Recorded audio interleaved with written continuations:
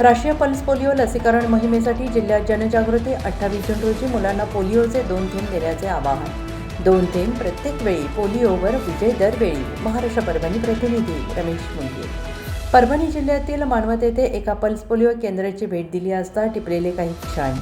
जिल्हा एकात्मिक आरोग्य आणि कुटुंब कल्याण सोसायटी परभणी यांच्या वतीनं राष्ट्रीय पल्स पोलिओ लसीकरण मोहिमेअंतर्गत 0 ते 5 वर्ष वयोगटातील सर्व बालकांना पोलिओ प्रतिबंधक लस देण्यासाठी व्यापक जनजागृती मोहीम राबवण्यात येते आहे। या मोहिमेअंतर्गत 28 जून 2026 रोजी जिल्हाभरातील सर्व बालकांना पोलिओचे 2 थेंब पाजण्यात येणार आहेत। केंद्र शासनाच्या राष्ट्रीय पल्स पोलिओ कार्यक्रमाअंतर्गत पोलिओ मुक्त भारताचे उद्दिष्ट कायम राखण्यासाठी ही मोहीम राबवण्यात येत आहे। 2 थेंब प्रत्येक वेळी पोलिओवर विजय दरवेळी या घोषणावाक्याद्वारे पालकांमध्ये जनजागृती करण्यात येत असून 0 ते 5 वयोगटातील एकही बालक लसीकरणापासून वंचित राहू नये यासाठी आवाहन आरोग्य विभागाने केलेलं आहे। जिल्ह्यातील शहरी आणि ग्रामीण भागातील विविध ठिकाणी लसीकरण केंद्रे उभारण्यात येणार असून आरोग्य कर्मचारी, आशा स्वयंसेविका आणि अंगणवाडी सेविका यांच्या माध्यमातून घरोघरी जाऊन जनजागृती केली जाते आहे। पोलिओसारख्या गंभीर आजारापासून